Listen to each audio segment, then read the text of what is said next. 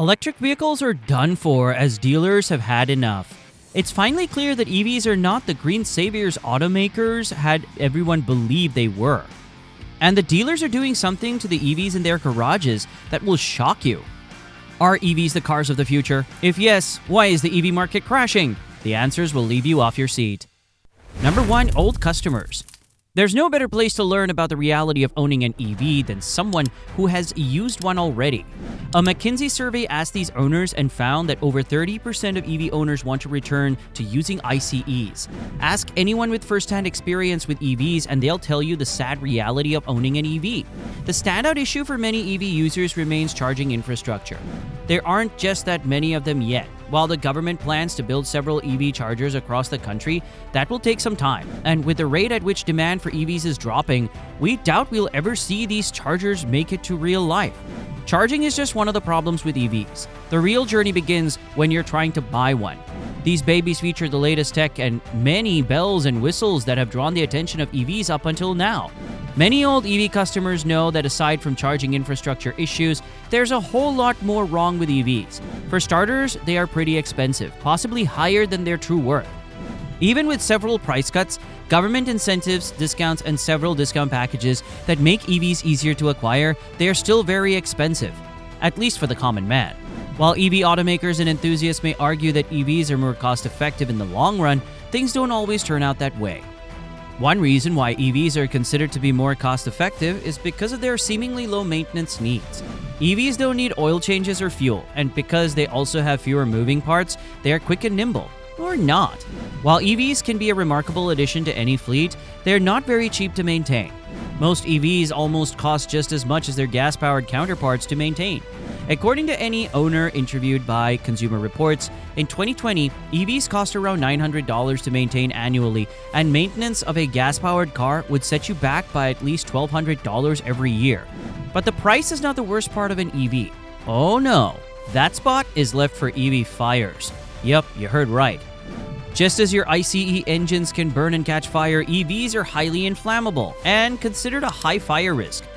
However, EV fires burn differently. For one, EV fires can start with no collision at all, with several news outlets portraying EVs that have burst into flames seemingly out of nowhere. There was a report of an EV going kaboom even on the assembly line, destroying property and structure in the factory. Around 112 people have died from EV fires all over the world. And while they are still not as frequent as ICE fires, these early numbers offer a glimpse into a future filled with EVs. EV fires are particularly disturbing because of thermal runaway, a phenomenon that causes EV fires to reignite. That's right, even after a fire department puts out an EV fire, there is an opportunity for recurrence. That's why EV fires need specialized training, equipment, and lots of water to put out. They are hotter, brighter, and more enduring. They also release toxic substances when they burn, making them a triple threat. EV fires are usually caused by battery defects or collisions that rupture the battery pack underneath the floor of the EV's chassis. This means an EV battery is prone to fires and needs to be handled with care. Their fire risk makes EVs too dangerous to park in a garage or anywhere else for that matter. They also make them pretty scary to sit in, seeing as the EV you're in can go off next. Number 2. Not so green. EVs were mass-marketed as the saviors that Mother Earth had been crying for millennia. The moment it was established that they didn't need a drop of fuel to run, people went crazy for EVs, and we saw an initial rise in sales across different countries. But that was back in 2023. 2024 is a different story, and many are now seeing EVs for what they are, a scam. Many other people are seeing the truth too, and are switching back to reliable ICEs. The truth is that all EVs need batteries, and currently almost all of them are from China. The batteries needed to power EVs contain rare and important minerals that, when mined, can cause significant damage to their environment. Not so green in our books. Speaking of batteries, the rare and delicate nature of EV batteries means that they need to be recycled properly, as improper care can lead to damage and loss. EV batteries are large, non-biodegradable, and are difficult to repair or recycle. EV batteries are not friendly. Things can go from good to bad at lightning speed. Wouldn't it be better to be safe than sorry? Besides, why is there still so much support from EVs even after seeing all that their production does to the environment? Number 3. Money guzzlers. The main reason why EV stocks are plummeting to record lows is because EVs are not profitable. EVs currently benefit nobody as they are still too expensive to produce, sell, and even buy. Even with tax credits and government incentives, previous EV owners are still regretting their initial purchase and swearing off EVs. The financial horror of EVs doesn't end there. Companies like Ford and GM are yet to turn a profit on EVs and have been investing heavily in research and development of EVs. They entered into the business searching for a breakthrough in the supposed next big thing in transportation. Most of the research and development regarding EV production in these companies has involved improving current materials being used for production, optimizing processes to cut down on production costs, and improving production speed to reach mass-scale production as soon as possible. However, Ford and GM have lost too much money on EVs and are calling it quits on the entire sector. Ford reported that they had lost $1 billion in the first quarter of 2024 and are expected to lose a lot more.